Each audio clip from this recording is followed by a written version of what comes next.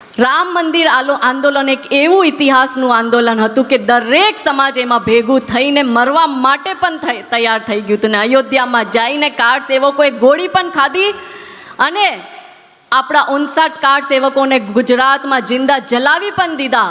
એવા સંઘર્ષો આપણા પૂર્વજોએ કર્યા છે અને આટલા દૂર દૂરથી આટલા મહાન પૂજનીય સંતો મહંતો એટલે આવ્યા છે કેમ કે એમને ખબર છે કે ધર્મ બચેગા तो ही देश बचेगा, नहीं तो सिर्फ अवशेष बचेगा. कृष्ण बचेंगे, राम बचेंगे, चारों पावन धाम बचेंगे. एना माटे आज આપણે બધા ઉપસ્થિત થયા અહીંયા અને જ્યારે હિન્દુત્વની વાત થાય તો જેવી રીતના સતયુગમાં માતા દુર્ગાએ અસુરોનો નાશ કર્યો હતો, જેવી રીતના ત્રેતા યુગમાં માતા સીતા એને દ્વાપર યુગમાં માતા દ્રૌપદી અધર્મનો નાશ કરવાના નિમિત્ત બન્યા, એવી રીતના મહારાજ હું પણ આ કલયુગમાં કાજલ આ અધર્મીઓ વિધર્મીઓનું કાલ બનીને આવી છું અને અગર હુઆ મેરે ધર્મ પર ઘાત તો मैं प्रतिघात करूंगी, हिंदू हूँ और हिंदुत्व की ही बात करूंगी. અને જ્યારે હિન્દુ મહાસભાની વાત થાય ત્યારે બે એવા વ્યક્તિ છે કે જેને આપણે એવી દશા આપી. એક આપણા આદરણીય પૂજનીય વીર સાવરકરજી અને બીજા આપણા પરમ પૂજનીય મહંત ગોરખનાથ પીઠના પીઠેશ્વર મહંત અવધેશાનંદજી અવૈધનાથજી. અને અવૈધનાથજીના વિષયમાં સમયનું અભાવ છે પણ ટૂંકમાં કહીશ કે આપણા ભારતના ઇતિહાસમાં સાધુ સંતોએ કાયમ સમાજને એક ઉચિત દિશા એને માર્ગદર્શન આપ્યું છે. ચાહે રામ મંદિરનું સંઘર્ષ હોય તો પણ આપણા સાધુ સંતો લડ્યા છે, એને બલિદાન દીધું છે. ભલે ઇતિહાસમાં ઘણા બધા લોકોનું નામ આવે છે પણ સાધુ સંતોના બલિદાનને ક્યારેય ના ભૂલી શકીએ. એવી રીતના આપણા અવૈધનાથ મહારાજજી ગોરખનાથ પીઠના જેને આખા સમાજમાં રામ મંદિરને લઈને એવી ચેતના ભરી દીધી અને જ્યારે એમનું નામ લઈએ તો અશોક સિંગલજીનું નામ પણ લેવું બને છે કેમ કે અશોક સિંગલજી ને અવૈધનાથજી એ બંને જે ચેતના આપી આજે મને ખબર છે કે માતાજીના ચરણોમાં શ્રી રામજીના ચરણોમાં ઉપર બેઠી એમની પુણ્ય આત્મા બહુ ખુશ હશે. જોવા માટે એ તો નથી પણ મને ખબર છે કે એમના આશીર્વાદ આપની જોડે છે કે આપણે એને આપણી પેઢી આ ભવ્ય રામ મંદિરનું સાક્ષાત દર્શન કરવા જઈ રહ્યા છે. અને એના માટે આવા સંતો અને મહંતો અને એવા પૂજનીય આપણા ધર્મગુરુ માટે તમે બધા એક જોરદાર તાળીઓ વગાડીને એમને લોકોને ધન્યવાદ પ્રકટ કરો.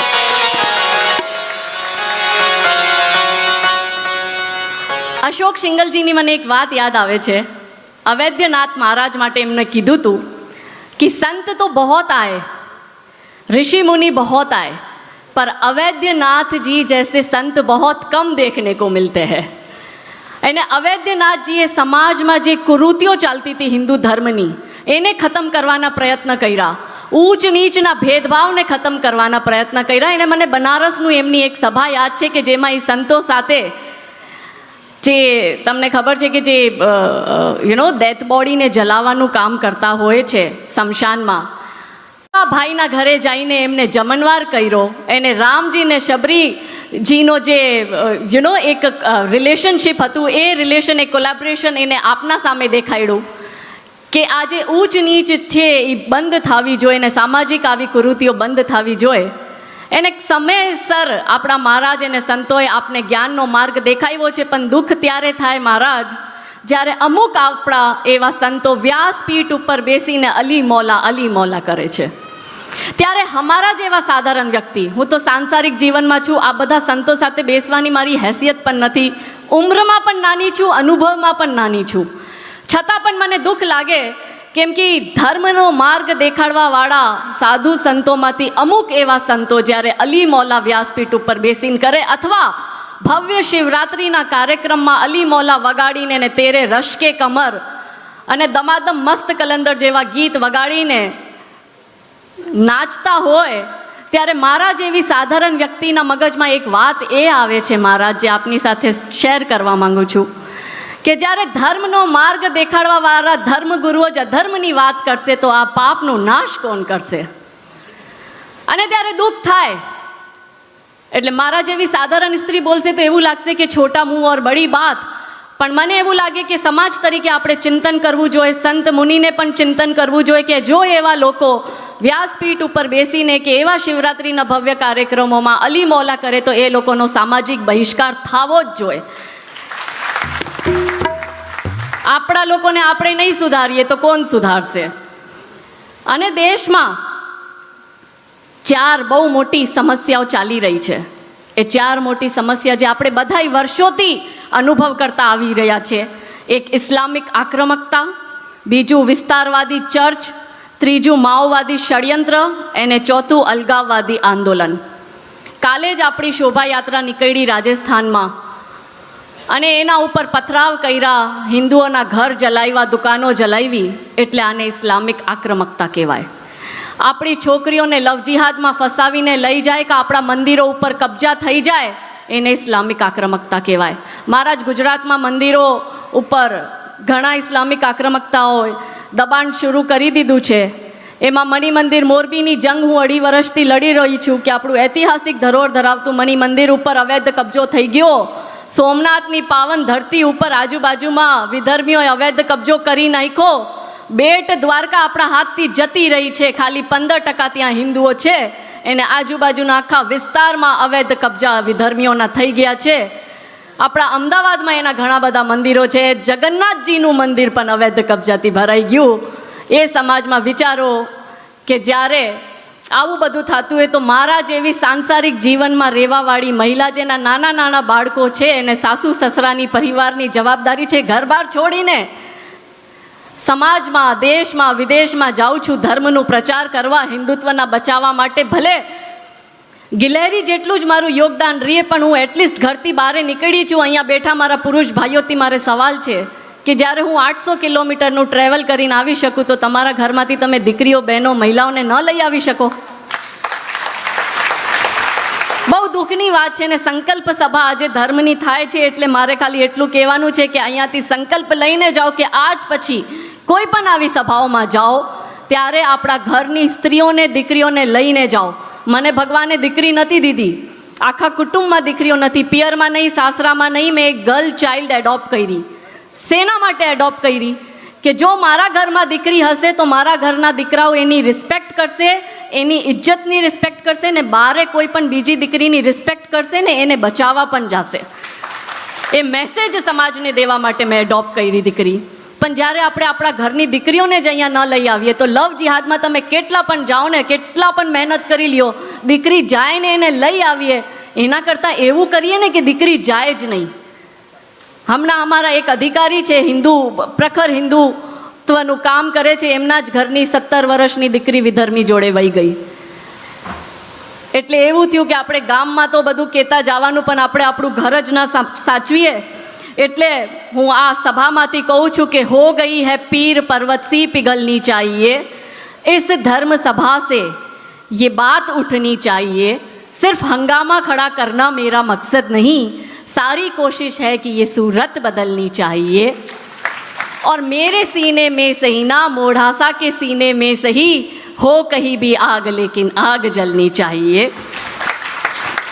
પણ એક વસ્તુનું એ બી ધ્યાન રાખવાનું, હિન્દુ જાગી તો રહ્યો છે, પણ હિન્દુઓને એક કરવાની બહુ જરૂરત છે. કોઈ પણ આંદોલન જ્યાર સુધી સામાજિક આંદોલનનો રૂપ નહીં લે, ભૂલી જાજો કે કોઈ પણ તમારું સાંભળશે.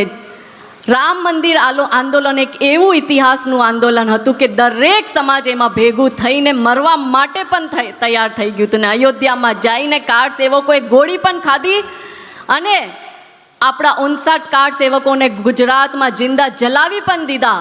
એવા સંઘર્ષો આપણા પૂર્વજોએ કર્યા છે. ત્યારે આજે બેસીને ઉપર આપણા પૂર્વજોની આત્મા પણ રોતી હોય કે આવા લોકોના માટે હું મારો દેશ અને ધર્મ છોડીને જાઉં છું, જે બસ પોતાની જ વાત કરે, પોતાની જ પરિવારની વાત કરે, જેને પૈસો જ કમાવો છે, જે સ્વાર્થમાં આખા પડાયેલા છે. ત્યારે મારા જેવું વ્યક્તિ આવીને બોલે ત્યારે અમારા લોકો ઉપર થપ્પો લાગી જાય છે કે અમે બહુ જ એક્સ્ટ્રીમિસ્ટ છે, અમે અલગાવવાદ ઊભું કરીએ છીએ. મને આપ એક વાત કહો કે મારા ધર્મની વાત કરવી શું અલગાવવાદ ઊભું કરવું છે, અથવા મારા ધર્મની રક્ષા કરવી અલગાવવાદ ઊભું કરવું છે? એટલે એવા બધા સ્વાર્થી હિન્દુઓ માટે બે શબ્દ વાંચું છું, જે હિન્દુ પોતાનું ધર્મનું નથી સાચવતા, એને પૈસા કમાવામાં લાગ્યા છે. એ લોકોને અફઘાનિસ્તાનની હાલત જોઈ લેવી જોઈએ. આપણા હાથથી પાકિસ્તાન ગયું, બાંગ્લાદેશ ગયું, અફઘાનિસ્તાન ગયું, હિન્દ મહાસાગરથી લઈને હિમાલય સુધી, ઇન્ડોનેશિયાથી લઈને મ્યાનમાર સુધી, આપણે બધી જ જગ્યાએ આપણે હતા. પણ હવે મુઠ્ઠીભર ભારતમાં 80% થઈને રહી ગયા.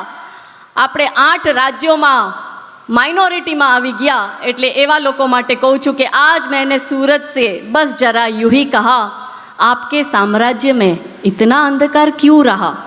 तम तमाकर वो दहाड़ा, बोला मैं अकेला क्या करूं, तुम बेफिक्रों के लिए मैं भला कब तक लड़ूं. आकाश की आराधना के चक्करों में मत पड़ो, संग्राम ये घनघोर है, कुछ मैं लड़ूं कुछ तुम लड़ो. અને મારે એક કાજલથી નહીં થાય. ઘર ઘર નવરાત્રિ ચાલે છે. આવા અસુરો, વિધર્મીઓ અને અધર્મીઓના નાશ કરવા માટે ઘર ઘર દુર્ગા ઊભી કરશો ત્યારે પરિવર્તન આવશે. ને અધર્મ વધી ગયું છે એટલે એની શક્તિ પણ આપણી નારી શક્તિ અહીંયા બેઠી છે એને સમર્પિત કરવી જોઈએ. એને એ નારી શક્તિઓને આપણે જેવી રીતના બ્રહ્મા વિષ્ણુ મહેશે બધાએ પોતાની શક્તિઓ માતા દુર્ગાને આપી હતી અધર્મનો નાશ કરવા માટે.